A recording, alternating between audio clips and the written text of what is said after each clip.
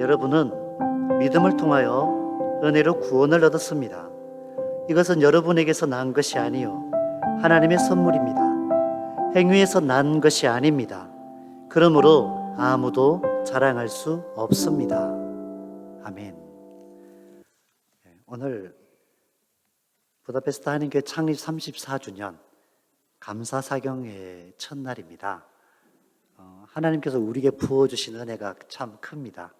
오늘 이 시간 프랑크푸르트 한마음교회 22년 동안 목회하시면서 정말 기도하신 것처럼 디아스포라의 이 전진기지로 하나님께서 삼으셨고, 이 유럽 땅에 있는 많은 한인교회들에게 좋은 롤모델이 되어서 많은 목회자들에게 도전을 주시고, 그리고 성도들이 어떻게 건강한 믿음 생활을 하는지, 행복한 믿음 생활을 하는지를 너무나도 잘 제시해 주시고, 또 그렇게 살아가시는 분들을 보며 목사님을 참 제가 좀 배우고 싶었습니다.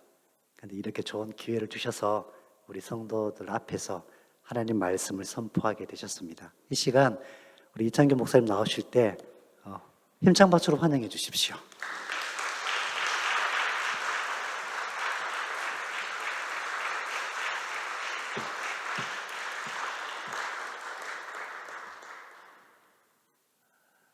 네, 여러분 반갑습니다. 우리 목사님 찬양도 잘하시네요. 그렇죠?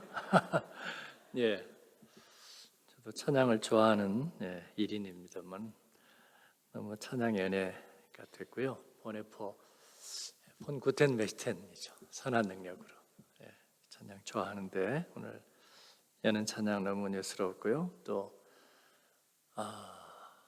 디아스포라 역사상 가장 은혜로운 또 대표기도 해주셔서 감사하고, 또 우리 성도님들 여러분, 예전 같으면은 사실은 그 위문 무대 같은 게 있어야 되죠. 해외 동포들에게는. 그래서 뭐 가요 무대라든지 그런 거 있잖아요. 아마 1992년에 그 KBS의 전설적인 아나운서 김동건 아나운서가 독일에 와서 파독 광부 간호사, 그때도 벌써 이미 다 대부분 이제 리타이어 하신 뒤였을 겁니다. 그런데도 그 세대가 아직 많이 있었죠. 그래서 1992년에 아마 그 탄광 지역이 있었던 노르트라인 페스트팔렌 그쪽 도시 어디에선가 아마 가요 무대를 했을 거예요. 제가 이제 그 다음에 독일에 갔거든요.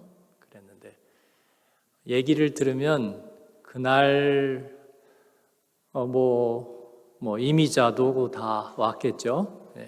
와서 이제 타향살이 몇 해런가 노래를. 여러분 얼마나 그리우셨습니까? 얼마나 외로우셨습니까? 그랬더니 그날 정말 끝나고 가지를 않았대요. 아무도. 왜 안 간 줄 아세요? 다 우느라고. 전부 다 우느라고. 뭐 독일에서 그렇게 못 살지 않았을 텐데 이 나그네 된 생활이 그렇습니다. 여기 계신 분들은 뭐 그렇게 외롭지는 않으실 거라고 생각하고요. 한국도 어렵지 않게 가시고 그렇긴 하지만 나그네 된 삶에 그 정처 없음은 어디나 비슷하리라고 생각하고, 또 예배당에 들어오니까 조금 춥네요. 정신이 번쩍 이 정신이 번쩍 듭니다. 네. 그래도 여러분 오늘 저와 함께 귀한 말씀의 시간 자리에 오셨으니까 저희 교회에서 이제 제가 함께 늘 나누는 그것은 뭐냐면요, 밀리지 말자입니다. 밀리지 말자. 선수가 트랙에 들어섰으면 밀리면 안 돼요. 쇼트트랙 선수들 밀리면 끝이죠. 그래서 끝까지 트랙 안쪽으로 몸싸움을 하면서 기에서도 밀리지 않고 마음으로도 밀리지 않고, 프로 선수들은 심리치료사를 데리고 다닙니다. 마음에서 밀리면 이만큼 빈틈이 있으면 저쪽에서 알아차리기 때문이죠. 예, 그래서 그 잠깐의 틈새로 역전을 시킵니다. 예, 저희 교회는 오페라 가수들이 많은데 오페라에 섰을 때 한 3시간 정도 주역을 하면은 뭐 레지타티브부터 해가지고 자기 나라 말이 아닌 말로 3시간을 버텨내야 되잖아요. 마음에서 밀리면 헤맵니다. 그러면 극장장이 알고, 그 다음에 감독이 알고, 동료 가수가 알고, 청중이 압니다. 우리 교회 집사님 한 사람이 독일에서 아마 손꼽히게 종신 계약을 맺었어요. 베이스 솔리스트인데.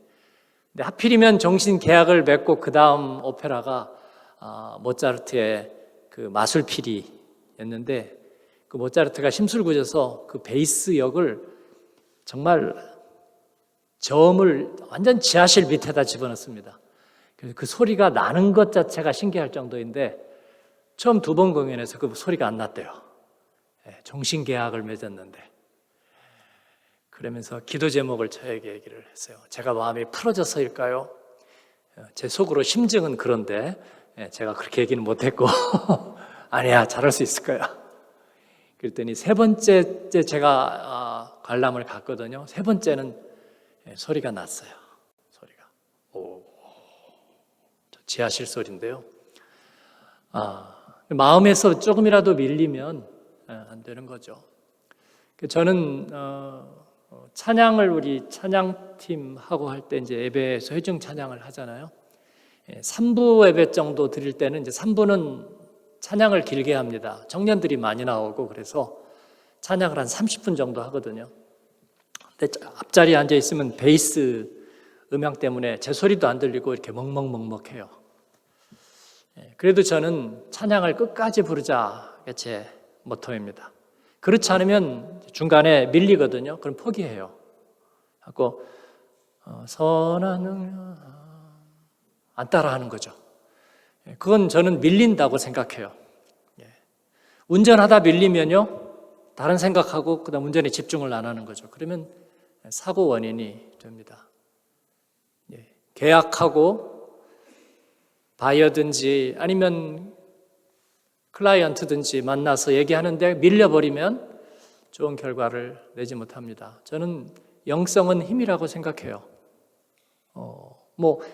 내가 믿음이 있다 없다 이런 이야기가 아니라 믿음의 자리에 나왔으면 끝까지 대결을 해서 여러분이 결과를 봐야 합니다. 오늘도 저는 여러분과 그러기를 바랍니다.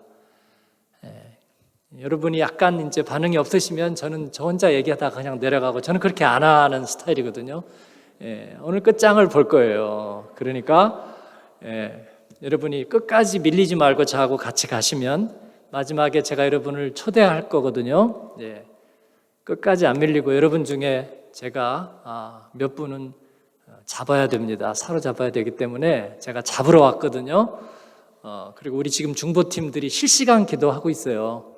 영국 가면 시차 계산해서 실시간 기도하고, 그래서 목사님 죽수지 말고 오늘 꼭 목표 달성하고 그렇게 오시라고. 그래서 예배 시간에 밀리지 않으시면 좋겠고요. 설교 시간에도 중간에 약간 정신줄을 놓으면요 밀려요. 그래서 어딘가에서 놓쳐버리거든요. 그러면 트랙을 벗어나는 것이죠. 그래서 말씀에서 밀리지 않기. 그래서 오늘도 집사님 기도하시는데 제가 구절마다 아멘, 아멘. 동의가 안 되는 건 믿음으로 아멘. 그죠? 생각할 틈이 없어요. 왜냐하면 그 다음 문장 바로 나오니까. 그래서 빨리 아멘 접수해야 그 다음 문장 나오면 또 아멘, 아멘 갑니다. 그래서 기도 끝까지 따라가기. 앞에서 특송을 하거나 찬양대 찬양할 때도 끝까지 따라가기. 끝까지 따라가기. 그런 은혜가 여러분에게 있으시기 바랍니다. 오늘 제가 1시간 정도 설교할 거거든요. 너무 분위기가 좀 더 할 수도 있고, 아니다 싶으면 그 전에 빨리 끝날 수도 있습니다. 복음의 비밀에 대해서 여러분과 함께 말씀을 나누겠습니다. 새 번역은 오랜만에 저희는 이제 개정 개혁 성경을 읽거든요. 물론 이제 훨씬 더 잘 풀어진 성경을 읽으려면 메시지 성경도 있습니다. 그 유진 피터슨의 메시지 성경도 저희도 이제 그거를 참고하라고 특별 새벽기도 선물로 많이 나눠드렸어요. 그래서 교인들이 메시지 성경을 굉장히 많이 가지고 있는데 그건 성경은 아니에요. 정말 메시지 성경이죠. 성경을 풀어놓은 거예요. 그래서 성경 말씀이지만 약간 설교 같은. 새 번역은 오랜만에 보니까 표현만 좀 부드럽게 하고 말씀 그대로 옮겨 놓은 것 같아요. 에베소서 2장 8절과 9절에 있는 말씀, 저희가 읽는 그 개정 개혁에 의하면 너희는 그 믿음에 의하여 너희는 그 은혜에 의하여 믿음으로 말미암아 구원을 받았으니 이것은 너희에게서 난 것이 아니요 하나님의 선물이라. 행위에서 난 것이 아니니 이는 누구든지 자랑하지 못하게 함이라. 에베소서 2장 8절에서 9절 말씀 아멘이죠. 우리 그리스도인은 신앙인은 두 세계 속에 사는 사람이라 그렇게 얘기할 수 있습니다. 우리에게는 그런 이중의 그 정체성이 두 세계의 시민으로 살도록 우리는 그렇게 초대되었습니다. 보이는 물리적인 세계, 그렇죠? 살고 태어나고 생로병사의 삶, 유한하게 성경에 있는 대로 인생이 70, 건강하면 80, 요즘은 100세 시대가 되었다고는 하지만 별로 의미 없는 그런 시간들을 제외하고 나면 80 인생이라고 해도 지나치지 않을 우리들의 물리적인 세계가 있습니다. 그러나 우리에게는 또 다른 세계가 있는 거죠. 보이지 않는 하나님의 세계. 하나님이 우주와 천지를 창조하셨고 우리들의 생명을 창조하셨다. 그 하나님을 우리가 믿음으로 살아가는 영적 세계. 우리가 그러고 싶어서 그런 게 아니에요. 우리 근대에 들어와서는 뭐 하나님과 종교도 우리가 만든다라고 얘기하지만 사실은 우리가 만든 것이 아닙니다. 인간에게는 하나님께서 주신 그러한 특별한 지각 능력이 있는 거예요. 두 세계를 지각할 수 있는 능력을 하나님이 주셨어요. 그래서 우리는 그 두 세계 사이에서 살아가고 있는 겁니다. 그렇다면 우리 인생의 궁극적인 과제는 고 이병철 회장이 마지막에 백만장자가 남긴 질문, 33가지 질문? 그랬던가요? 책 제목이? 그랬던 것처럼 그도 결국은 마지막에 결국 천국은 있는가? 영원한 삶은 있는가? 하나님은 존재하는가잖아요. 그리고 하나님이 존재하신다면 내 삶에서 겪은 이 모든 일들은 어떻게 해명될 수 있는가라는 게 그 백만장자는 마지막에 그런 생각 안 할 줄 알았는데 그런 질문을 했다는 거죠. 그래서 우리는 결국은 우리 인생의 궁극적인 목적은 뭐냐면 그 하나님을 만나는 거죠. 그 하나님을 만나서 뭔가 해명이 되는 거죠. 그래야 우리 인생은 해명이 되는 거죠. 평생 직장도 어떻게인가 가질 수는 있죠. 우리가 하고 싶은 공부도 하고 하기도 할 수 있습니다. 또 그중에서 운이 좋으면 돈을 좀 만져볼 수도 있고 그 다음에 노후 몇십 년을 편히 살 수 있는 재테크도 성공할 수 있지만 우리 인생은 그걸로 만족할 수 없습니다. 그렇기 때문에 그 두 세계에 대한 답을 얻어야 되는 거죠. 저는 청소년 시절에 하나님을 만났다고 그렇게 내가 깨닫는 순간이 있었습니다. 여러분도 아마 있으셨죠? 논산훈련소 세례가 전부이신 분도 계실지 모르지만 아마 대부분은 주님 뜨겁게 만난 경험이 있으시리라고 생각해요. 저는 그 순간이 얼마나 뭐라고 지금 묘사할 수 있느냐면 정말 기쁘고 또 정말 슬펐습니다. 왜 그랬는지 저는 모르겠어요. 왜 그때 내가 슬펐는지. 그런데 예수님을 만난 사람들은 대부분 다 그랬더라고요. 기쁨과 슬픔이 이렇게 교차하는, 한없는 눈물, 그러면서도 벅차오르는 희열. 그리고 그 예수님을 느끼고 만나면서 예수님의 이야기가 마치 내 이야기가 되는 듯한 그런 경험을 했습니다. 그러면서 예수님의 이야기가 나의 이야기구나. 요한복음 4장에 사마리아 여인이 예수님을 만난 이야기가 내가 예수님을 만난 이야기가 되었습니다. 그때는 정말 하늘의 은하수가 내게로 한꺼번에 쏟아지는 것 같았습니다. 왜 살고 내가 왜 죽어야 하는지 이유를 깨닫게 된 것 같았어요. 그때 저희 친구들하고 은혜 받은 친구들하고 같이 나눴던 구호는 젊음의 중심을 하나님께 드리자였습니다. 그 구호를 기도하면서 드리면 가슴이 터질 것 같았습니다. 눈물이 멈추지를 않았어요. 그때 많이 불렀던 찬양이 그 찬양입니다. 구주와 함께나 죽었으니 구주와 함께나 살았도다. 10,000번은 부른 것 같아요. 또 날 대속하신 예수께 내 생명 모두 드리니, 그 찬양도 너무 많이 불러. 요즘 잘 안 불러요. 그래서 그때 너무 많이 불러가지고. 그런데 말입니다. 그 첫사랑이 식었습니다. 안 식은 사람도 있어요. 저에게 그 첫사랑이 식었습니다. 그래서 젊음의 중심을 하나님께 드리자 신학교에 갔고 목회자의 길을 시작했는데 첫사랑이 식었습니다. 부르심을 어느 순간에 잃어버렸어요. 그리고 머리가 혼란해졌습니다. 그 이유가 뭘까? 잘 몰랐습니다. 생각해도 답이 없었어요. 아마도 제가 세상을 좀 알아버린 것 같습니다. 신학교 때 그 교수님이 저보고 그랬어요. 너는 세상을 좀 일찍 알아버렸구나. 칭찬인지 욕인지 잘 모르겠습니다. 그렇게 얘기를 하셨어요.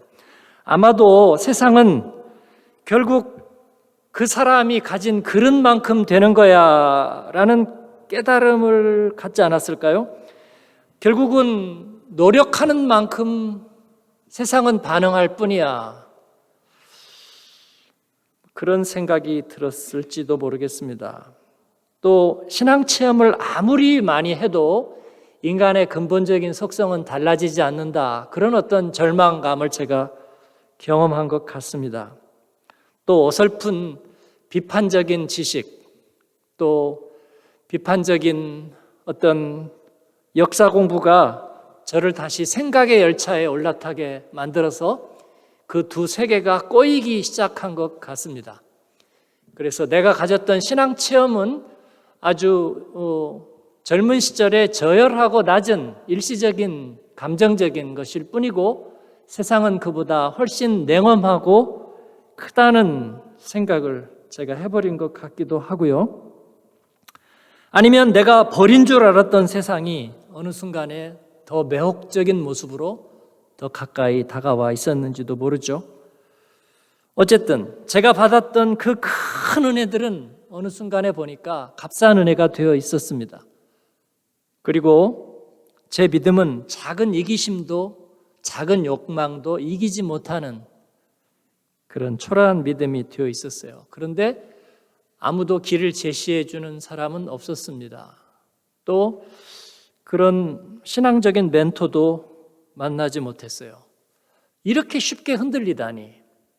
그 사실이 사실은 더 절망이 되었고 자존심이 상했습니다. 당연히 죽음에 대한 두려움도 이기지 못했고 그 어떤 것도 이길 수가 없었습니다. 그래서 다른 인생을 한번 생각해 봤는데 절망감이 훨씬 더 많았어요. 그러면서 제가 했던 게 이제 큰 교회, 좋은 교회 목사님들한테 다니면서 답을 좀 찾아봐야 되겠다 하고 아마 제가 이제 원래 군목으로 장교로 가게 돼 있었는데 그거를 뭐 취소하고 무관 재적을 시키고 이제 병으로 갔다 오고 학교를 졸업하고 이제 그 다음에 어디로 가야 될지 소명감은 잃어버렸고, 그렇다고 뭐 다른 친구들처럼 또 다른 길로 가자니 자존심이 상하고, 그러면서 이제 교회를 돌아다녔거든요. 그 조선일보 앞에를 가다가 세문안교회, 그때가 사순절 이 꽃샘추위가 있고 그 황사바람이 이렇게 그 앞에 굽어진 그 길로 황사바람이 불 때 세문안교회 앞에 가서 이렇게 봤더니 그때 김동익 목사님 돌아가셨죠. 목회를 하셨는데 설교 제목을 앞에 붙여놓았어요. 교회 문 앞에 뭐라고 이렇게 봤더니 잔인한 4월의 눈물. 뭐 엘리엇을 좋아하나 감성적인데, 그래서 이제 들어가서 설교를 들었어요. 그런데 체격이 굉장히 크신 분인데 목소리는 가늘었어요. 저분은 왜 체격이 저래 큰데 목소리가 가는가, 그 생각을 하고 예배를 드리고 나왔는데 아무런 감동이 없었습니다. 또 그 다음 주에는 이제 영락교회를 갔더니 박조준 목사님이 목소리가 참 좋으시더라고요. 저분은 왜 이렇게 설교 때 미국 얘기를 많이 하실까, 그 생각이 들었어요. 저 목사님 친구들은 왜 이렇게 세계적으로 유명한 사람이 많을까. 그 얘기 하는데 은혜가 하나도 되지 않았어요. 그래서 끝나고 나와가지고 너무 마음이 허탈해서 이렇게 보니까 그 앞에 지금은 없어졌지만 중앙극장이라고 있었습니다. 거기 보니까 영화를 상영해요. 그래서 영락교회 상영관은 은혜를 못 받았으니까 중앙극장에 가서 은혜를 받을까 봤더니 로버트 드니로의 그 디어 헌터를 하고 있었습니다. 옛날 영화라 아시는 분이 계시는지 모르겠어요. 가서 영화를 봤는데 은혜를 받았습니다. 역시 제 상태에는 뭔가 그런 거, 휴머니즘적인 부조리와 감동을 주는 거, 비극적인 결말, 이런 게 훨씬 더 마음에 와닿았어요. 억지 은혜를 못 받고 소망교회 곽선희 목사님한테 또 갔어요. 그 외에도 수없이 갔는데 함석헌 선생이 하는 역사 강의도 가서 종로가에 가서도 귀 기울여 보고, 곽선희 목사님 소망교회를 갔는데 역시 목소리가 좋으세요. 그리고 그 교회는 음향이 죽이는 거예요. 그래서 이야, 음향 죽인다. 이런 생각을 하다가 결국은 그만두고 왔습니다. 답을 얻지 못했고요. 그래서 신학교를 졸업하고 출판사로 취직을 해서 도피를 했습니다. 그랬더니 이제 거기서도 번역하는 역할을 맡아서 하는데 하필이면 또 성경 주석 번역을 시키는 거예요. 제가 맡은 것이 예레미야 주석이었는데 그 예레미야 주석을 하는데 그 안에서 하필이면 돌아오라 이런 이야기만 눈에 들어오는 거예요. 그 반스라는 유명한 경건주의자가 쓴 주석을 번역하면서 7번이나 돌아오라는 말씀을 들었습니다. 내가 전에 가던 길을 마음에 두라, 돌아오라. 내 성읍들로 돌아오라. 근데 제 마음에 동기는 없는데 그 얘기를 이렇게 읽다가 보면요, 영어로 읽고 하는데도 막 미칠 것 같아요. 마음이 뭔가 벌레가 기어가는 것 같기도 하고 너무 힘이 들어요. 이미 그때가 제가 이제 낭만적일 때는 지났거든요. 사실은 절박하죠. 이제 앞으로 어떻게 살고 하니 그런 생각인데 결국은 이제 출판사를 사표를 내고 무조건 내려갔습니다. 그래서 교회에서 오라고 하는 데는 무조건 가겠다고 간 곳이 이제 대구예요. 대구에 친구에게 부탁해서 봉고차 하나에다가 살림살이 조금 싫고서 어느 목사님이 그래 와 그래가지고 내려간 게 대구 중구 봉산동에 있는 봉산교회라는 그곳에 가서 저기 있는 운명적인 여인을 제가 아내로 만나게 되는 제 아내는 그 할아버지가 목사님이시고요. 이제 아버님은 소천하셨지만 그 교회에서 장로님 하셨고 그랬는데 굉장히 이제 뿌리가 있고 그리고 이름이 성경에 나오는 이름이에요. 뭐 마리아 이건 성경에 나오는 이름이고요. 제 아내 이름은 성경이 그냥 이름이에요. 민숙이에요. 그러니까 창세기, 출애굽기, 레위기, 민숙이. 안 웃으시는데? 그래서 제 아내 이름은 잘 안 잊어버리시는데요. 그렇게 하나님의 부르심에 교회로 돌아갔지만 답이 없었어요, 여전히. 그래서 대구 경북에서 목회를 한 5년 하고 그러면서 이제 제가 독일로 가게 되었습니다. 부르심은 회복이 되지를 않고 그래서 한국 교회 그리스도인 그리고 제가 그 비판적인 의식에 비해서 제 안에 무슨 힘이 있는가? 이 영성은 힘이잖아요. 말과 생각으로 비판하는 것은 누가 못하겠습니까? 그런데 바꿀 힘이 하나도 없잖아요. 시골에서 농촌 목회하다가 그 자살을 해가지고 죽은 사람을 데려다가 이렇게 염을 하고 씻겨가지고 이렇게 몸을 묶는데 그 죽음에 대해서도 그렇고 아무런 제게 답이 없다는 걸 알았어요. 요한 웨슬레가 옥스포드에서 홀리클럽을 만들고 미국을 신대륙을 부흥시키겠다고 대서양을 건너갔다 오다가 풍랑을 만나가지고 죽음의 공포에 시달리잖아요. 선교에도 실패했고 그리고 자기에게 죽음에 대한 답이 없다는 걸 알았어요. 그러니까 하나님을 믿는다는 게 아무런 힘이 없는 거죠. 영성에 아무런 능력이 없는 거죠. 그런 것처럼 저에게도 그 답이 없었어요. 그래서 독일에 유학해서 진보적인 신학 공부해가지고 한국에 와서 환경운동이나 해야 되겠다. 제가 사회윤리 전공을 해서 기독교 조직신학과 사회윤리를 전공했는데 그런 생각을 하고 독일에 건너갔습니다. 제 이력을 다 말씀드리려는 것은 아니고 제가 복음을 어떻게 경험하게 되었는가 그 얘기를 드리려고 하는 것이고요. 저에게 가장 큰 문제는 무엇이었는가 지금 생각해 본다면 제가 하나님을 알고 예수님을 만났는데 그 예수님을 만난 것은 진짜였습니다. 제가 인생 경험이 없고 삶을 모른다고 하여도 예수님을 만난다는 것은 만약에 예수님이 정말 하나님께서 우리에게 보내신 분이라면 그리고 그 보내신 이가 진실하다면 그렇죠? You've got mail. 메일이 왔어요. 그런데 그 메일 보낸 사람이 진짜 실존 인물이고 그 메일이 진짜라면 이건 진짜인 거예요. 그런데 제가 예수님을 만나 놓고도 저의 그 두 세계가 연결이 안 된 거죠.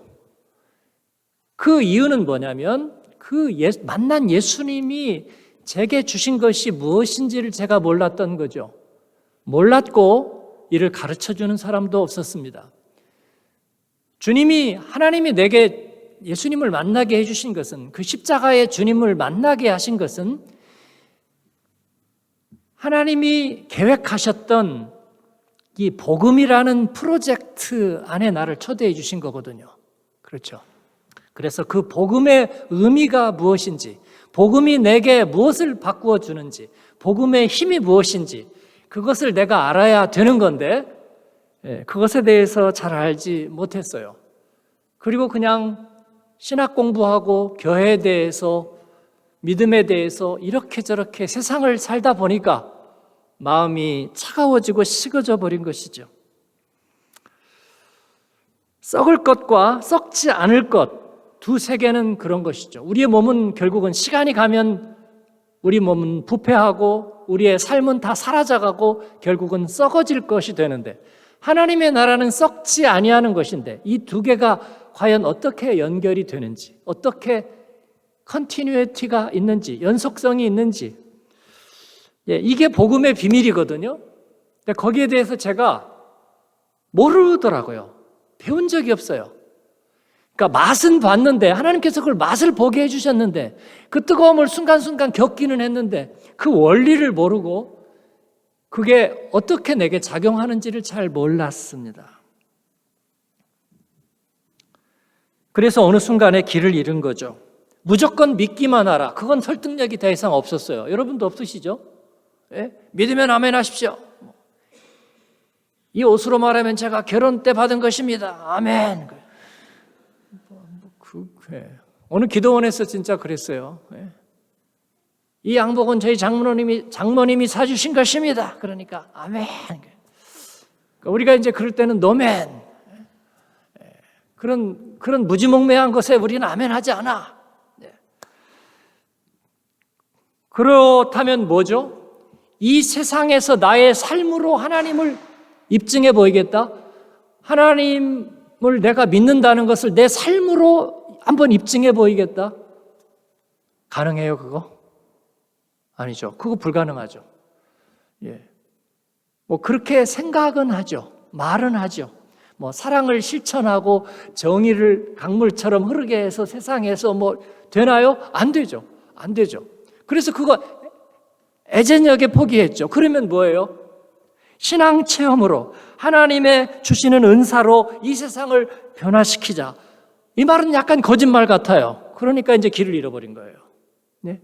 그래서 차갑지도 않고 뜨겁지도 않은 회색주의자가 되어서 있는 거예요. 수많은 그리스도인이 빛나는 신앙 체험을 하고서도 그런 모습으로 있는 모습을, 그 비참한 모습을 보았습니다. 하필이면 독일 땅에서 하나님께서는 그런 저의 모습, 또 다른 이들의 모습을 보게 하셨습니다. 그러면서 정말로 목이 마르기 시작했는데, 그래서 제 마음속에 오직 한 가지는 이 은혜를 회복할 수 있다면 이었습니다. 그리고 독일의 경건주의 교회들, 복음주의 교회들, 독일 전체가 한 8천만 인구 중에 복음적인 그리스도인 한 30만 정도라고 그럽니다. 그러니까 제가 그들 중에 일부를 만났다는 것은 당연한 것이 아니었습니다. 지금 생각하면.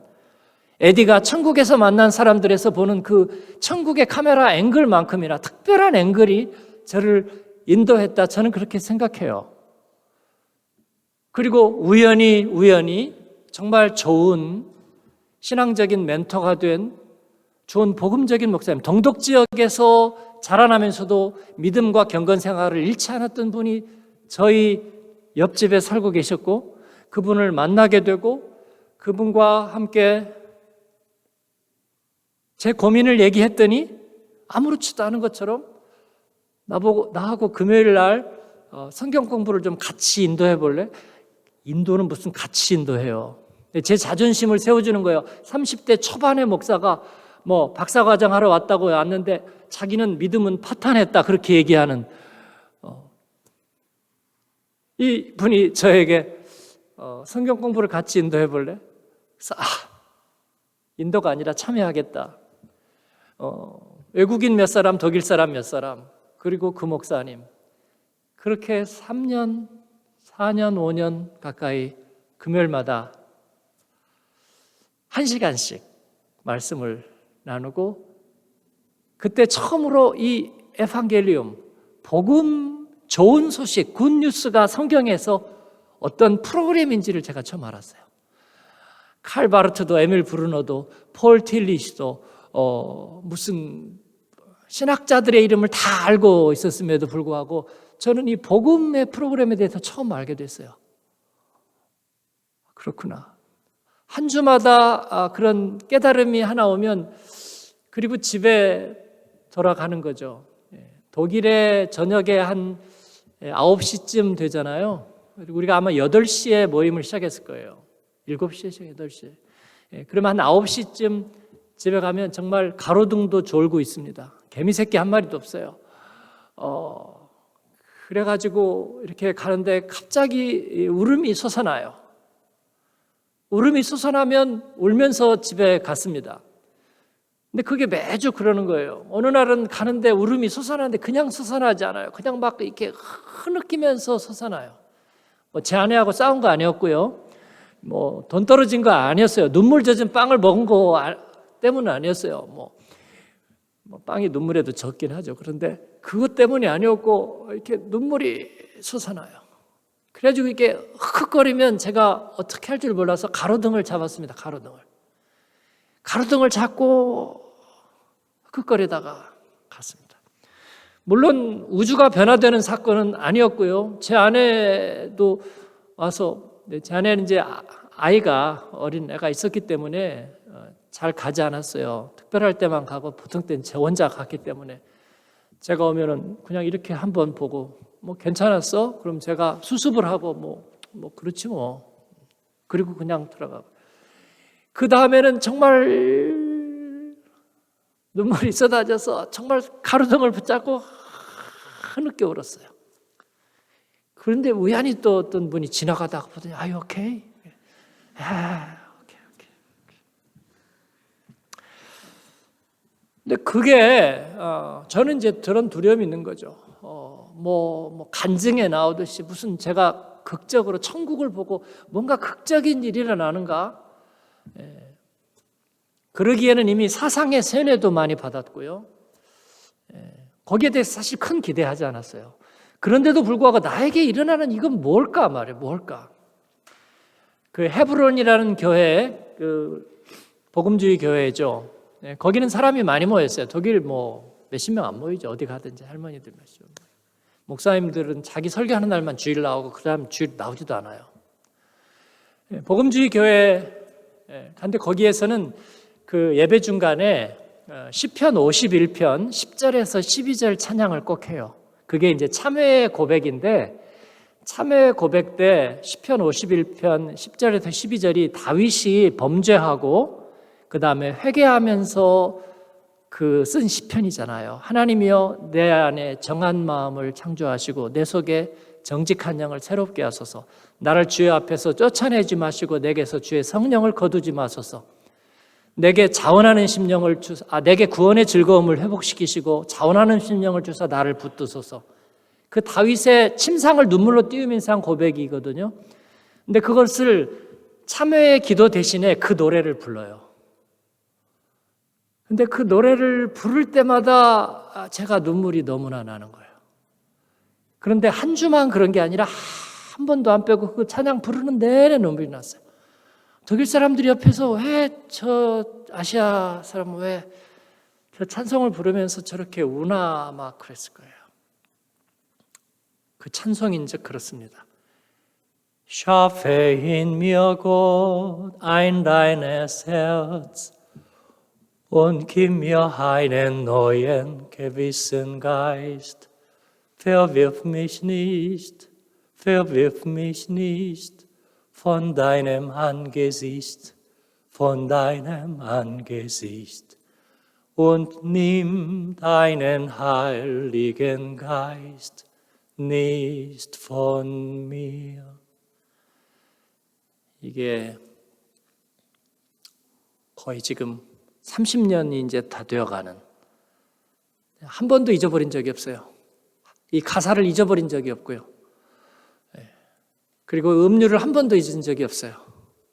물론 세상이 변화되지도 않았고 누가 저에 대해서 그렇게 엄청난 관심을 갖지도 않았습니다. 이것은 아주 작은 미풍에 불과할지도 몰라요. 그러나 30여 년이 지나온 저의 삶을 통해서 볼 때 그것은 하나님의 안배 같은 거죠. 그래서 그때마다 하나님 앞에 눈물로 제 마음을 쏟아놓게 하셨습니다. 그래서 저희는 지금도 참여의 기도 때, 저희 2부 예배 때는 꼭 이 곡을 부르고 싶은데 독일어잖아요. 그래서 그에 상응하는 시편 51편 그 9절에 있는 찬양을 불러요. 그래서 하나님이시여 내 안에 정한 마음, 그 찬양을 저희가 이제 대신 부르는데, 하나님께서 그와 같은 경험을 저에게 하게 하셨습니다.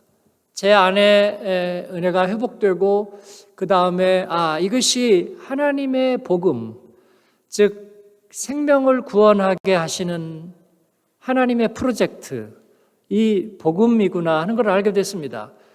그리고 이 복음은 뭔가 특별한 힘이 있구나 하는 걸 알게 됐어요. 왜냐하면 마틴 루터가 그 하나님의 의, 하나님의 진노라는 것에 대해서 너무 두려워하고 너무 절망하고, 그래서 교황청에 있는 왜 그 계단 있잖아요. 계단을 무릎으로 하나씩 오를 때마다 죄가 하나씩 없어진다. 마틴 루터가 그것을 끝까지 다 해보고도 너무 허탈한 거예요. 자기 마음 안에 있는 그 하나님의 진노가, 그 죄의식이 사라지지 않는 거예요. 그런 그가 로마서 1장 16절 17절을 읽으면서 그가 자유케 되잖아요. 내가 복음을 부끄러워하지 아니하노니 이 복음은 모든 믿는 자에게 구원을 주시는 하나님의 능력이 됨이라. 모든 믿는 자에게 구원을 주시는 하나님의 능력이 됨이라. 먼저는 유대인에게요, 그리고 헬라인에게로다. 복음에는 하나님의 의가 나타나서 믿음으로 믿음에 이르게 하나니 기록된 바 오직 의인은 믿음으로 말미암아 살리라 함과 같으니라. 이것은 이 복음이 하나님이 우리에게 의해서 제정해 주신 그 복음이라는 특별한 프로젝트를 우리에게 깨닫게 해주시는 그 힘에 대해서, 그 유효성에 대해서 얘기해 주는 거거든요. 그건 뭐냐면 결국은 썩어질 우리들의 인생과 썩지 아니할 하나님의 나라를 다리를 놓아주는 이 실질적인 것이 무엇인가? 이것이 바로 복음인데, 이것은 우리는 한번 잠깐 뜨끔하게 은혜 받은 걸로 끝나는 것인가? 아니면 기도하는데 응답이 되기도 하고 아니기도 하고 그러고 마는 것인가? 아니면 내가 정말 선한 능력으로, 선한 행실로 내가 믿음 있는 걸 조금 입증해 보이는 것뿐인가? 아니면 정말 하나님의 빛나는 하늘의 은사를 받아서 이 세상을 완전히 갈아엎어야 되는 것인가? 아니요, 이 복음 안에 그 실질적인 능력이 담겨 있다는 거죠. 이 복음은 모든 믿는 자에게 구원을 주시는 하나님의 능력이에요. 즉 우리를 거름더미에서 들어올리고 썩을 몸에서 썩지 아니할 몸으로 바꾸어 주시는 하나님의 대답이고 능력인데, 그러기 위해서 우리가 가져야 될 것은 먼저 이 세상을 어떻게 볼 것인가? 하나님의 나라를 우리는 어떻게 볼 수 있는가? 이 복음은 프리즘과 같은 거죠. 아이작 뉴턴이 프리즘을 통해서 무지개를 발견했잖아요. 그렇죠? 이 태양광선, 가시광선이 어떻게 프리즘을 통해서 꺾일 때 그 파장이 달라지면서 7가지의 찬란한 빛깔로 나눠지는지, 즉 복음은 우리들의 이 세상의 나라와 하나님의 나라를 바로 볼 수 있게 해주는 하나님의 선물, 하나님의 프리즘이라는 것을 알게 됐습니다. 그래서 이 복음 안에 들어가면 그렇게 나의 죄가 내 안에서 분리되는 경험을 하는구나. 그렇죠? 내가 깨어지는 경험을 하는구나. 그리고 내게 어떤 새로운 눈이 열리는구나. 그리고 내 안에 자유함이 생기는구나. 그런 거잖아요. 그런데 중간에 그것을 잃어버린 거죠. 나에게 그것을 알게 해주지 못했기 때문에, 내가 그 원리를 몰랐기 때문에, 말씀을 보면서도 깨닫지 못했기 때문에. 여러분, 비밀은 아무데나 널려 있지 않습니다. 비밀은요. 유치원에서 보물찾기만 해도 선생님이 알려주기는 하지만 그래도 숨겨놓습니다. 비밀은 숨겨져 있습니다. 왜냐하면 하나님이 못돼서가 아니라 그것은 고귀한 것이기 때문에 숨겨져 있습니다. 하나님은 우리에게, 그래서 에베소서 1장에 보니까 태초 전에 하나님은 그 프로젝트를 설계하셨어요. 세상을 창조하기 전에 하나님은 이미 그 구원의 프로젝트를 완성하셨습니다. 그리고 우리 모두를 리콜해서 하나님을 멀리하고 실망하고 실족할 것을 알고 하나님은 우리에게 두 번째 은혜를 준비하시고 그리고 우리를 다시 리콜하셔서 그 하나님의 은혜 안에 다시 부르기로 하셨습니다. 할렐루야. 저는 거기에 부르심을 받았습니다. 그래서 제가 그 복음의 윤곽들이 점차 드러나기 시작했어요. 그 중에 가장 귀한 것은 예수님께서 자신을 들여서 행하신 그 대속의 은혜, 자신의 생명을 내어주심으로써 우리의 죄의 문제를 해결하고 자기가 스스로 우리가 죄와 죽음의 운명에서 영원히 멸망하지 않도록 우리에게 백신이 되어주셨다. 이것이 예수 그리스도 안에 있는 놀라운 은혜의 비밀이라는 것을 알게 됐습니다. 그렇습니다. 그래서 그 은혜를 내가 경험할 때마다, 예수님의 십자가를 생각할 때마다 내 안에서 그런 동일한 반응이 일어난 거예요. 동일한 반응이 일어나는 거예요. 저와 여러분에게. 예? 어떤 욕심이 많은 성도도, 아직도 자아가 단단해서 고집과 자기 주장이 많은 사람도 은혜 받으면 동일한 반응이 일어나는 거죠. 웃을처처럼 주님께서 우리의 마음을 찢기실 때 눈물이 나고, 그리고 우리가 변화되고 마음이 연해지고, 은혜 받으면 성도들이 다 표정이 밝아지고, 그리고 섬기는 것이 자연스러워지고 행복해지는 것이죠, 여러분. 저는 그 22년 동안 이 복음의 실험을 계속해 왔습니다. 이 은혜의 실험을 계속해 왔어요. 디아스포라의 성도들 가운데에. 그래서 우리에게는 그 복음의 프리즘이 필요하다. 그런데 이 복음은 단순히 프리즘일 뿐만 아니라 완결적인 프로그램이에요. 완결적인. 챗 GPT 저도 한번 해봤거든요. 한마음교회 이창규 목사를 아세요? 썼더니 이창규 목사는 뭐래더라? 미국의 펜실베니아 어디에 가서 공부를 해서 학위를 받고 영어와 독일어와 한국어에 능통하며 완전히 장문을 했더라고요. 네, 그렇습니다. 챗 GPT의 뇌피셜이었습니다. 그건 완결적인 프로그램이 아니에요. 완결적인 프로그램이 아니고, 그러나 복음은 완결적인 프로그램입니다. 아브라함이 하나님께 부르심을 받았습니다. 창세기 12장 1절에 보면 하나님이 아브라함을 부르셨어요. 노아의 10대 손을 부르시고 새로운 구원 역사를 그를 통해서 이제 행하기를 원하십니다. 바울 사도는 이를 두고 하나님의 은사와 부르심에는 후회하심이 없습니다라고 얘기했어요.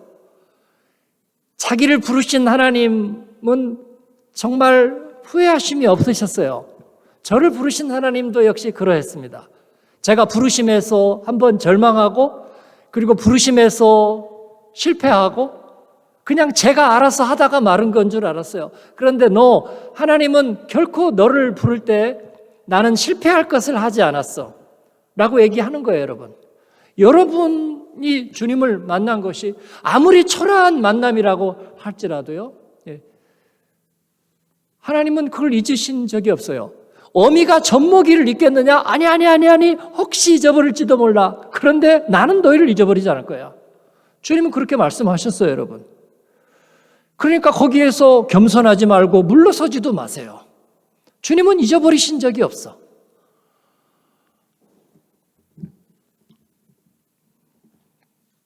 제가 그래서 복음은 프리즘일 뿐만 아니라 자기 완결적인 프로그램이다. 아브라함을 부르셨는데 너는 복이 될지라 말씀, 세 가지 복을 약속하시죠.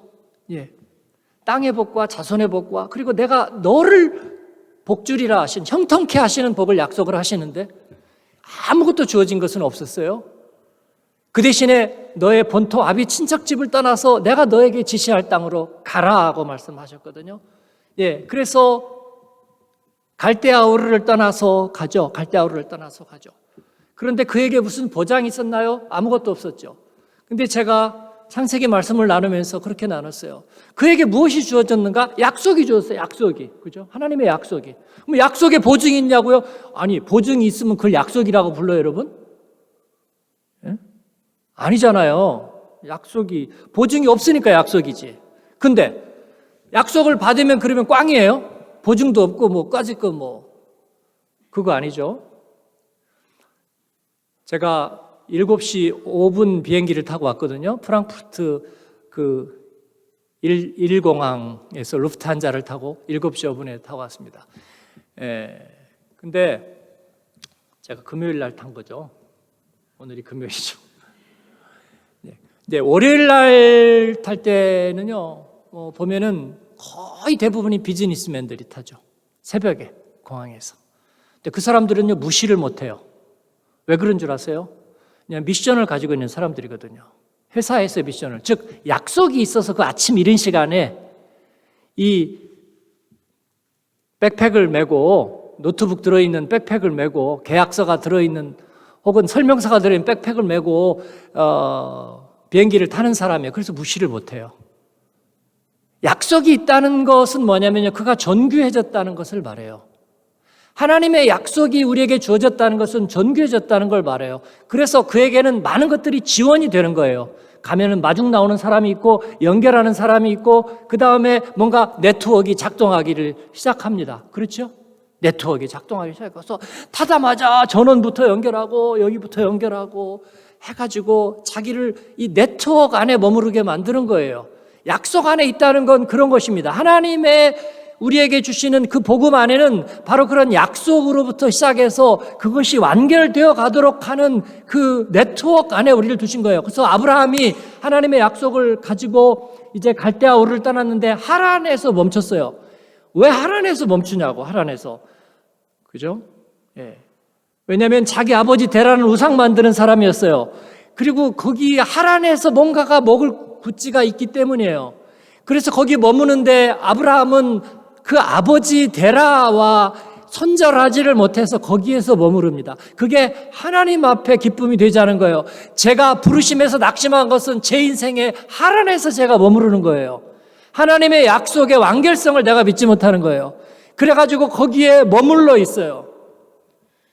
그러나 하나님이 기뻐하지 않으셨어요. 그래서 아브라함은 결국은 하란을 떠나서 약속의 땅, 하나님이 지시할 땅으로 가야 되는 거예요. 아버지 데라는 따라가지 못했습니다. 아버지 데라는 거기서 60년을 더 살았고요. 그래서 이 약속의 아들 이삭을 낳는 걸 보지 못했습니다. 이삭이 낳고 난 다음에도 35년을 더 살았는데 결국은 그걸 보지 못했어요. 근데 아브라함이 가지 않았더라면 그 하란에서 그냥 그 아버지하고 낙심한 채로 살았더라면 하나님의 약속에 무슨 보증이 있냐고, 결국은 내 살기 나름이지 라고 했다면 구속의 역사는 끝났을 거예요. 아브라함은 약속을 성취하지 못했을 거예요. 이삭을, 약속의 아들을 낳지 못했을 거예요. 이삭이 없으면 야곱이 없고 12지파가 없고 구원의 역사가 멈추는 거예요, 여러분. 그래서 우리는 겸손하면 안 돼요. 하나님의 약속을 받고 그래 잘 모르겠어. 언젠가 모르게 누구 설교 들을 때 한 번 해봤고 그게 마지막이었는데 뭐 그거지 뭐. 그러지 않다는 거예요, 여러분. 그러지 않다는 거예요. 아브라함은 그 이후에도 하나님으로부터 계속해서 선물을 받습니다. 그게 무슨 선물이에요? 하나님은 아브라함을 15장에서 데리고 와서 저 하늘의 별을 보아라, 바닷가의 모래를 보아라, 네 자손이 같으리라, 그렇게 말씀하시면서 뭐를 주세요? 약속의 사람 아브라함에게 자꾸 믿음을 선물로 주세요. 그게 복음에는 하나님의 의가 나타나서 믿음으로 믿음에 이르게 하나니가 바로 그 말이에요. 복음 안에는 하나님의 구원 프로젝트가 완벽하게 설계되어 있어서 우리에게 자꾸 믿음의 징검다리를 깔아주신다, 그런 거예요. 그런 거죠. 제가 왜 독일에서 복음을 다시 만날 수 있었을까? 하나님의 처음 부르심이 헛되지 않은 거예요. 내가 불렀던 구주와 함께 나 죽었으니 그 찬양이 하나도 헛되지 않은 거예요. 하필이면 내 옆에 나를 도와줄 수 있는 사람이 살게 하시고, 그리고 하필이면 내가 가는 교회에서 시편 51편 찬양을 듣게 하시고, 그래서 제게 기도가 회복되게 하셨어요. 부부 기숙사에 살면서 저 꼭대기층에 있는 방을 하나 얻어서 공부도 하고 기도도 하고, 그래서 새벽 기도가 다시 시작됐어요. 목회를 하지 않을 때입니다. 목회하지 않을 때고 새벽 기도가 시작됐어요. 어느 날 새벽 기도하고 혼자 진이 빠져서 이렇게 있는데 하나님이 환상을 하나 보여주셨어요. 그게 요한복음 18장에 있는 예수님이 가야바의 그 집에서, 대제사장 가야바의 집에서 재판받는 장면이에요. 그 재판을 받으시는 거예요. 근데 제가 그게 이렇게 화면처럼 보여져요. 그렇다고 막 어마어마하게 멀티버스 해서 막 그렇다는 건 아니에요. 그냥 이렇게 있는데 화면처럼 이렇게 보여져요. 제 머릿속에 이렇게 보여져요. 그래서 그냥 그걸 이렇게 보고 있었어요. 보고 있었는데 예수님이 거기서 재판을 받으시는 거죠. 그 뜰 저편에는 베드로가 하석들하고 앉아 있죠. 그런데 예수님이 재판을 받으셔요.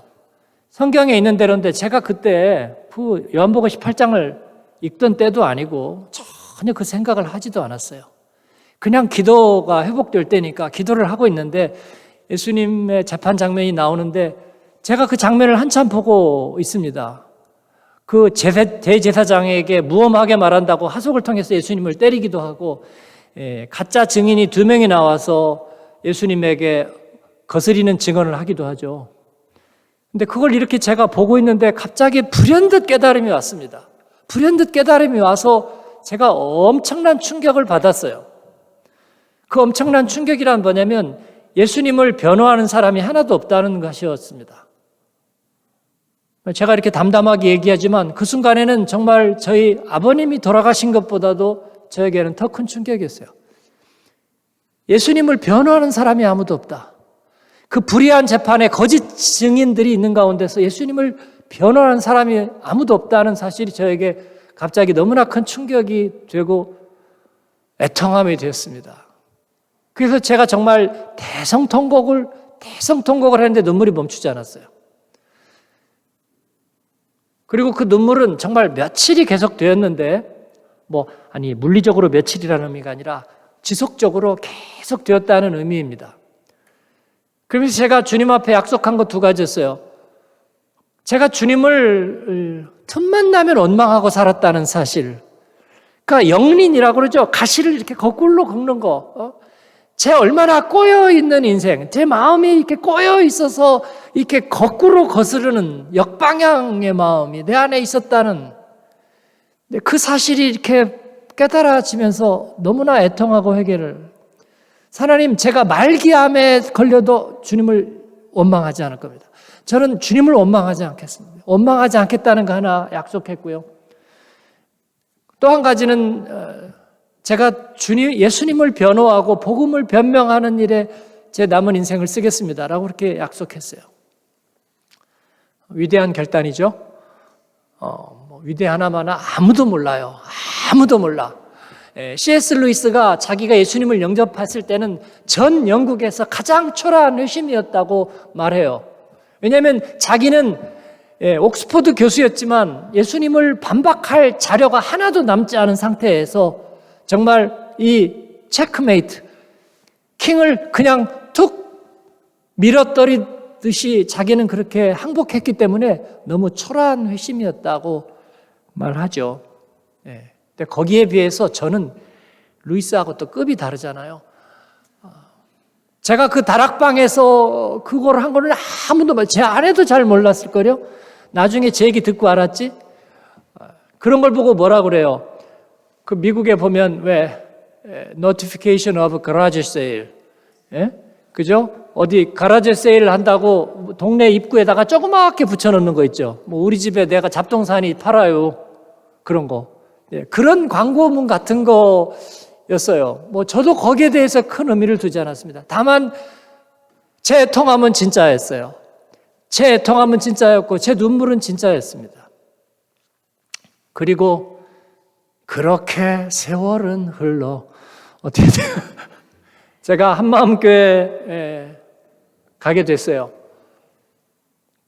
정직하게 말하면 청빙서도 받은 적 없고요. 이력서도 낸 적 없어요. 그래서 우리 교인들은 아마 저에게 지금 속고 있을지도 모르고 제가 목사 안수 받은 게 사실일지 아닐지 요즘 한국에 그런 거 많이 따지잖아요. 아닐 수도 있어요. 아닐 수도. 그리고 저도 청빙서를 받은 적이 없어요. 그냥 어떻게 하다가 가보니 근데 사실은 그때 제가 100일 기도를 하고 있었어요.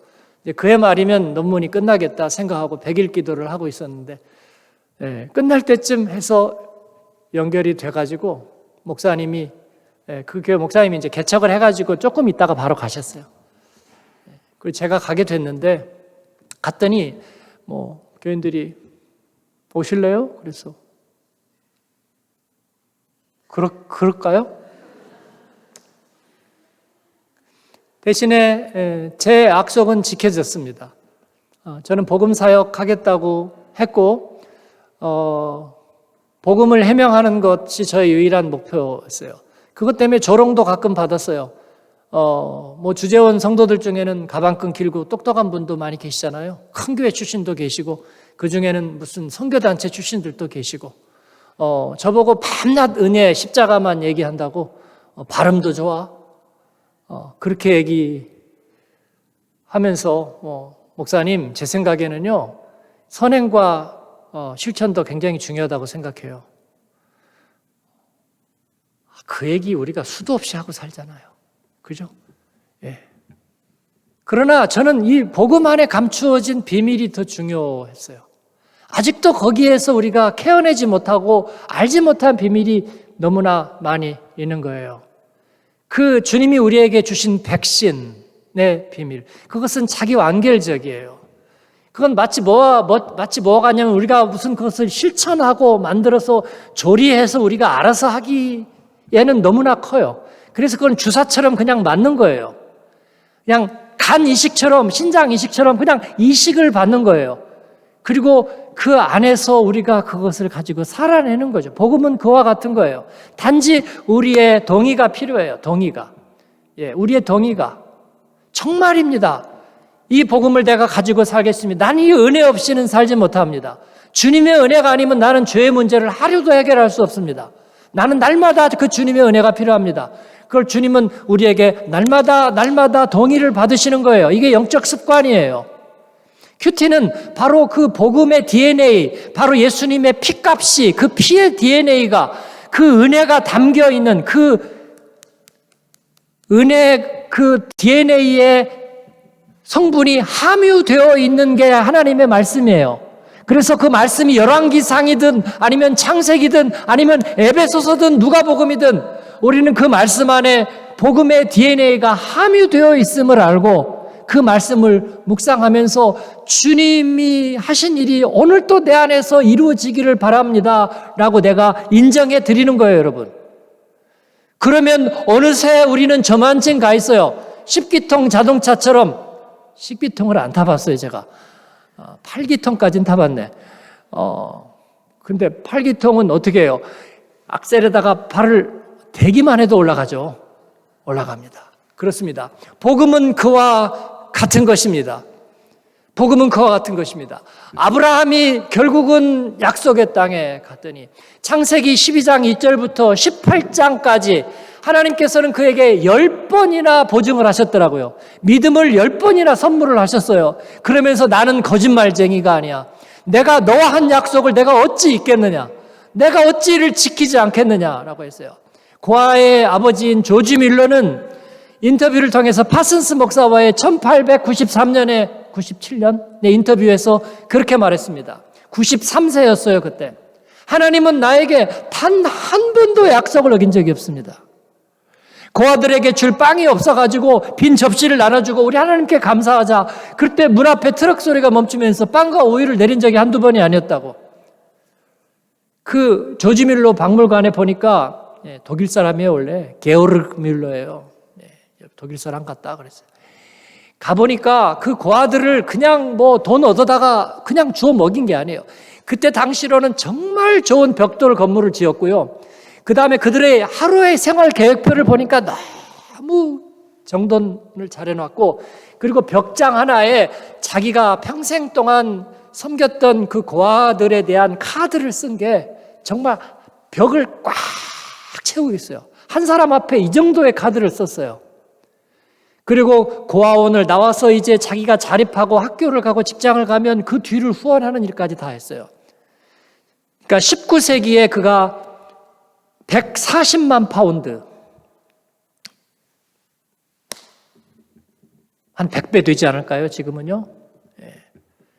그 아이들을 섬기는데 하나님은 약속을 안 지키신 적이 단 한 번도 없었다. 그렇게 얘기하고 있습니다. 사랑하는 여러분, 복음의 능력은 그런 것입니다. 우리는 어떻게 세상에서 정말 초라하게 가라지 세일 같은 아무도 옆집 사람도 볼까 말까한 그런 나의 예수님은 믿은 이야기라고 얘기할지 모르지만 하나님 나라에서는 그것은 천둥과 같은 소리이고 하나님의 은사와 부르심에는 후회하심이 없다는 거예요. 그리고서 우리를 그 안에서 완성하시겠다고 하는 것입니다. 아브라함의 약속은 그래서 창세기 21장에서 성취되잖아요. 약속의 아들이 태어나죠. 하나님의 구원 역사는 이루어져 가는 거죠. 한마음교회를 목회하면서 저희 약속은 지켜졌습니다. 왜냐하면 제가 의지가 굳어서는 아니죠. 성도 눈치도 봐야 되죠. 또 제자훈련을 2004년에 일기를 시작했는데 바로 그 해예요. 그 해. 그 해였나요? 그 다음 해였나요? IMF 이후에 한 번 또 깜짝 놀래킬 만한 경제적인 어려움이 있었어요. 그래서 대기업에서 주재원들을 대거 불러들였습니다. 그때 우리 교인이 한 150명 됐을까? 그런데 한 60명 정도가 들어가 버렸어요. 그런데 또 어떤 분이 와서 그래요. 목사님, 요즘 주재원들이 교회 오면 우리 교회 안 오려고 그런대요. 왜요? 그랬더니 제자훈련을 하면서 신자들을 좀 힘들게 만든다고 소문이 나가지고 요즘 누가 그렇게 힘들게 하려고 안 하지 않아요. 뭐 저는 원래 그런데 자신이 없기 때문에 카리스마가 있어서 오지 말라 그래. 그러지도 못하고 이제 벌써 이만큼 위축됐어요. 어디로 간대요? 그랬더니 그 감리교회 목사님이 그 한희철 목사님이라고 이제 가셨어요. 근데 그 시인이에요. 시 잘 쓰는 시인이에요. 감리교회는 이제 시인들이 많은데 그분이 설교도 시적으로 하고 그리고 성도도 편하게 한다고 글이 간대요. 그날 또 제가 들판을 걸었습니다. 마음이 약해지면 들길 따라서 걸었는데 사실 그렇죠. 제가 마음이 견고하고 굳었던 것은 아닙니다. 그러나 그 복음과의 약속이 복음 자체가 뭐 제가 여기에서 무슨 요즘 잘 나가는 목사님이 누구예요? 조정민? 이찬수? 뭐 은퇴하셨으니까 뭐 이재철 목사님들 훌륭한 분이라면 뭔가 나의 퍼스널리티를 좀 얘기할 수 있을지 모르겠어요. 뭐 저는 그렇지 않습니다. 그렇지 못해요. 그러나 복음의 능력 자체가 그 완결성이 그리고 그 부활에까지 완결된 하나님의 능력이 그리고 그때마다 주시는 하나님의 믿음의 선물들이 그 약속을 성취하도록 만들어내는 힘이 있다는 것을 알았어요. 그래서 그렇게 가다 보니까 우리 교회에서 뭐 이민교회의 아픔, 저희는 그래서 이민교회, 교민교회, 무슨 주재원교회, 유학생교회 이런 말을 다 버렸습니다. 주님이 어느 날 새벽 기도할 때 저에게 그것을 깨닫게 해주셨어요. 교회의 영광을 회복하라. 교회는 영광된 거예요. 남의 교회를 빌려 쓰든지 아니면은 정말 우리가 예배드릴 공간이 없든지 간에 주님의 교회는 영광된 교회. 안디옥 교회 가서 그걸 봤어요. 동굴교회. 한 사람이 이렇게 기어가지고 이렇게 뺑뺑뺑뺑 돌아가서 박해를 피해서 숨어서 드렸던 그 예배가 그 교회가 바로 1, 2, 3차 전도여행의 모체가 되었던 복음의 산실이 되었던 교회였다는 거예요. 그 교회는 영광돼요. 그 동굴 밑에서 같이 기도하면서 얼마나 울었는지 모르겠어요. 그렇습니다. 주님의 교회는 영광된 거예요. 우리는 반쪽짜리 교회가 아니고요. 부족한 교회가 아니고요. 우리 목사님도 어떻게 하다 여기 왔는지 몰라. 그런 게 아니고요. 하나님께서 우리에게 주시는 생명의 말씀. 제가 은혜가 목이 마르니까 절반 알아듣는 독일어에서도 매번 눈물을 쏟게 하셨어요. 사랑하는 여러분, 그 주님의 은혜는 완결적이고 온전하다는 것을 우리들에게 알게 해 주십니다. 그리고 그 안에서 성도들이 변화되는 것을 보았습니다. 어떤 이는 자기 말로 전직 프로 불편러래요.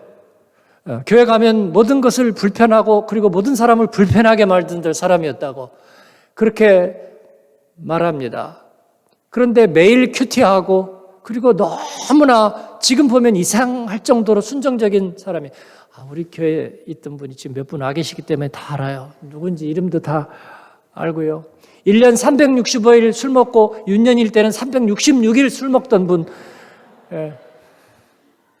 어느 날 아내가 넣어준 큐티책 가지고 런던에 출장 갔다가 마태복음을 펴고 거기서 깨지고, 자기가 술 끊겠다고 아내에게 전화를 했더니 아내가 담담하게, 나도 알아. 뭘 알아? 나한테도 같은 응답을 주셨어. 그랬다던 거죠. 내가 그때 뭐 속이 안 받는 게 있었냐고 그랬더니, 아니요, 다 잘 받았습니다. 술도 담배도 다 잘 받았습니다. 골프도 잘 맞고 다 잘. 하나님께서 해주셔서. 제가 그래도 요요라는 게 있잖아요. 이번에 장로님 되거든요. 우리 교회 와서 예수 믿고 15년이에요. 장로님 되는데, 제가 작년인가 재작년인가 한번 물어봤어요. 지사님, 그때 술 끊고 몸이 안 받았던 것도 아니고 몰래라도 먹었어? 그랬더니 안 마셨대요. 진짜로. 몰래라도 한 잔도 안 마셨대요. 놀라운 일 아닙니까? 놀라운 일 아니에요? 그렇습니다. 이게 뭐로 설명할 수 있을까요? 뭐로 설명할 수 있을까요? 하나님께서 우리 안에 주신 복음의 능력은요, 찬양하다 받는 일인지 말씀하다 받는 일, 큐티하다 받는 일이든지 그 안에는, 복음 안에는 하나님의 구원의 능력이 심겨져 있는 거예요. 그리고 이것은 태초 이전부터 하나님께서 설계하신 복음의 능력, 교회를 건강하게 하는 능력이 있다는 거예요. 이민교회들이, 디아스포라 교회들이 대부분 작은 규모에도 의사결정 구조 아래서 신음하고 있어요. 목사님들은 신임 투표 앞에서 늘 이렇게 풍전등화와 같고요. 그 다음에 교회도 늘 의사결정에서 갈등을 많이 겪어요. 근데 우리가 복음 안에 있으니까 그런 의사결정이 많이 필요가 없었어요. 주먹구구거나 그다음에 아무렇게나 마구잡이로 한다는 뜻이 아닙니다. 우리가 다 같은 방향을 보고 있으니까 부딪히는 일이 별로 없었어요. 그렇지 않을 때는 같은 방향을 보고 있으면 뭐 예스맨이야 뭐야. 그랬던 일들이, 그런데 그럴 필요가 없었습니다. 저희 교회가 건축하면서 한 40% 빚을 얻었어요. 그것도 놀라운 일이었습니다. 60%를 현금으로 우리가 할 수 있다고 아무도 생각하지 않았어요. 어쨌든 그 전체가 한국 돈 한 100억이 됐습니다. 그거를 통과시키는 총회에서 30분 걸렸어요. 아무도 질문도 하지 않았고, 그리고 너무 싱겁게 지나갔어요. 근데 그게, 저희 공산당이네.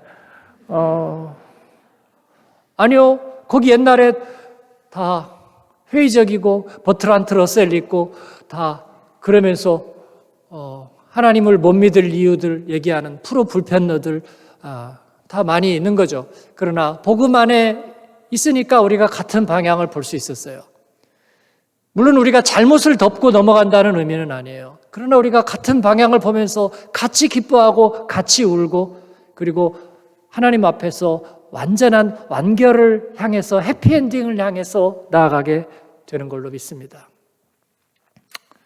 1시간쯤 더 하고 싶지만 여기서 마무리를 하겠습니다. 또 내일 안 오시면 안 되니까.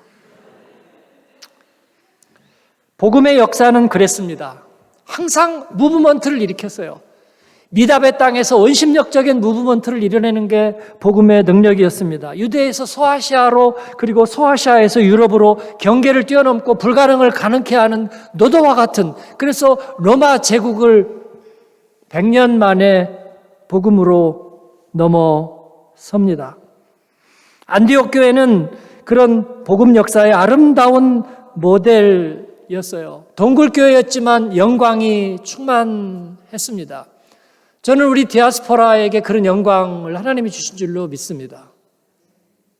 저희 어머니는 몇 년 전에 소천하셨는데, 제가 늦둥이 막내 아들이거든요.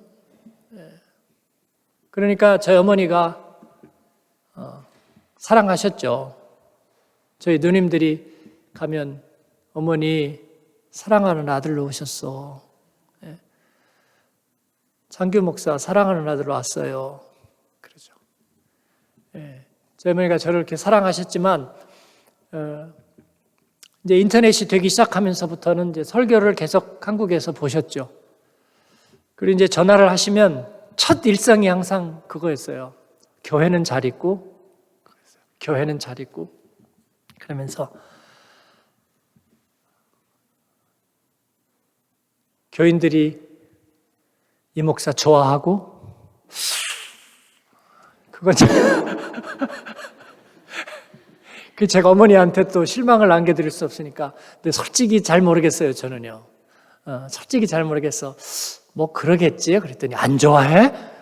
아니요, 그건 아니고요. 그건 아닌데 잘 있어요, 어쨌든. 그랬더니 제 어머니가 늘 그러는 거예요. 내가 늘 하도 안 빼고 새벽마다 한마음교회에 기도하네. 한마음교회에서 기도하네. 그런데 예수님에게 죄송해서 우리 아들 한국에 와서 내 가까운 데서 목회해달라는 소리는 내가 예수님 죄송해서 그 기도는 내가 못하네. 그러셨어요. 결국 그 기도 못하고 세상 떠나셨어요.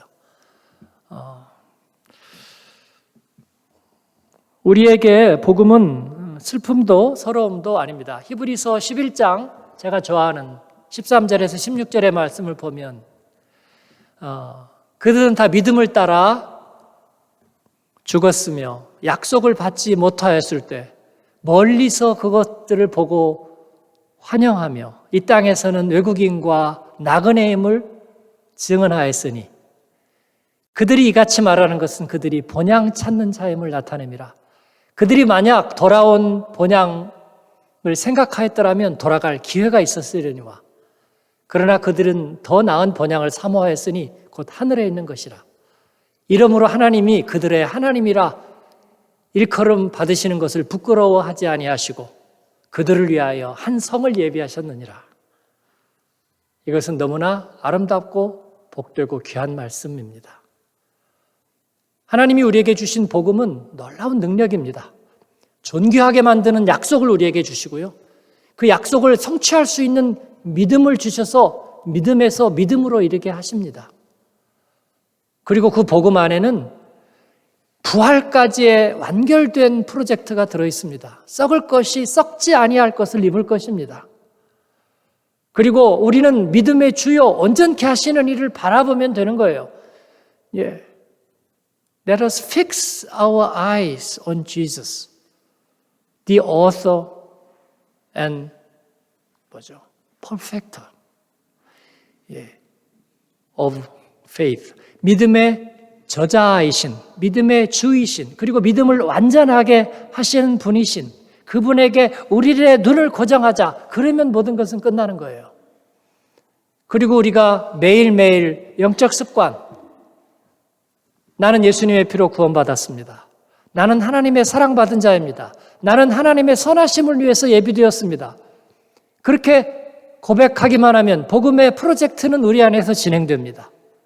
진행되고 우리를 같은 방향을 보게 하시고 영광된 교회를 이루게 하시고 그리고 마지막 때에 세상이 이리저리 전쟁과 난리의 소문이 시끄럽지만 요한계시록에 보면 그거 아직도 반도 안 나왔습니다. 3분의 1이 전멸하는 그런 하나님의 7대접, 7나팔 심판들이 오겠지만 그러나 하나님은 하나님의 계획을 이루실 것입니다. 두려워하지 말아라. 우리들에게 그렇게 말씀하시는 거예요. 복음 불패, 저는 복음의 승리를 믿습니다. 그리고 여기에 인생을 걸었으면 이제는 그 믿음으로 가는 것입니다. 둘 사이에서 머뭇머뭇하면서 주저하면서 살 수는 없는 거예요. 사랑하는 여러분. 마지막으로 제가 복음 설교자로서 내게 복음이란 무엇인가 한번 표현한 적이 있어요. 그거 한번 읽어드리겠습니다.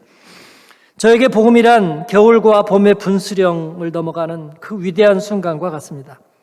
저에게 복음이란 죄와 벌의 인생이 은혜와 생명으로 전환되는 문이요 어두운 동굴에서 찬란한 세상으로 인도하는 계단과 같습니다.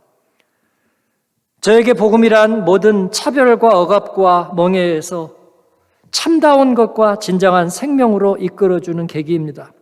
저에게 복음이란 고도근시를 가진 내가 아침에 눈을 뜨면 제일 먼저 찾아 쓰는 안경과 같습니다. 복음 없이 모든 세상, 모든 삶, 모든 사건은 저에게 초점이 맞추지 않습니다. 내가 살아온 길, 살아가는 이유, 고통의 의미, 이 모든 것은 이 복음의 렌즈로만 초점이 맺히기 때문입니다. 저에게 복음이란 내비게이션 프로그램입니다. 예수 그리스도께서 내 안에서 이루신 일, 그것은 항상 첫 출발점입니다. 그리고 그가 완성하실 일, 그것은 나의 데스티네이션입니다. 저에게 복음이란 주님과의 영원한 동행입니다. 그를 떠나서는 어떤 과거도 저주가 되고 어떤 미래도 절망이 됩니다. 그러나 그와 함께 있으면 어떤 과거도 축복으로 변화되고 어떤 미래도 영광이 됩니다. 저에게 복음이란 가장 진실한 것, 가장 인격적인 것, 가장 신뢰할 수 있는 것, 가장 감격적인 것, 가장 나를 결단하게 하는 것, 그리고 나를 던질 수 있게 만드는 것을 의미합니다. 복음 이외의 그 어떤 것도 내 안에서 그러한 진실함을, 그러한 절실함을 동원하는 힘을 만나지 못했습니다. 마지막으로 복음이란 저에게 주를 위하여 대가를 치르게 하는 이유입니다. 그리고 돌아갈 고향 대신에 더 나은 본향을 사모하게 하는 이유입니다.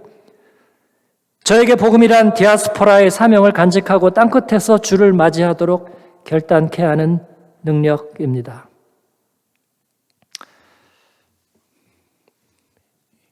이렇게 멋있게 설교를 마치겠습니다. 기도하고 싶고요. 여러분을 약속한 대로 초대하겠습니다. 말로 설득하려는 것은 아니고 제 안에, 우리 안에 시작하신 주님의 일이 얼마나 위대한지를 여러분과 나누고 싶었습니다. 서푼짜리 질그릇 같은 인생 속에 하나님은 얼마나 넘치는 것을 담으셨는가를 여러분과 나누고 싶었습니다. 그리고 하나님은 그 약속을 지키시고 우리를 실망시키지 않으실 것이다. 아침에 일찍 일어나고 저녁에 눕고 동분서주하며 열심히 살았던 여러분의 성실을 잘 압니다. 여러분의 진실을 잘 알고 눈물을 알고 여러분의 의분을 알고 옳은 세상에 대한 꿈도 압니다. 그러나 복음이 없으면 이것은 완성되지 않습니다. 하나님, 우리를 사용하여 주시고 우리를 복음의 도구 되게 하여 주옵소서. 이것은 손해되지 않는 것일 겁니다. 주님 앞에 이 소원을 저와 함께 드리고 싶은 분이 있으면 한번 그 자리에서 일어나시기 바랍니다. 위에서 제가 기도하고 우리 하나님 앞에 한번 손을 드리고 기도하겠습니다. 복음을 위해 살겠습니다. 복음에서 떠나지 않겠습니다. 하나님의 약속 안에서 살고 내 앞으로의 삶을 복음과 함께 살겠습니다. 그런 마음을 하나님이 주시면 여러분이 일어나서 한번 기도하시기 바랍니다. 잘 모르시겠거든 그냥 일어나세요. 왜냐하면 하나님은 그 모든 것에도 반응하십니다. 반응하시고요. 아마도 하나님의 앵글로 내가 보지 못하던 것들을 보여주실 겁니다. 그리고 그 가운데 하나님의 선하심을 보게 하실 것입니다. 우리 같이 한번 가슴에다 손을 얹고 짧게 주여 한번 부르고 응답하면서 한번 같이 자기 입술로 기도하겠습니다.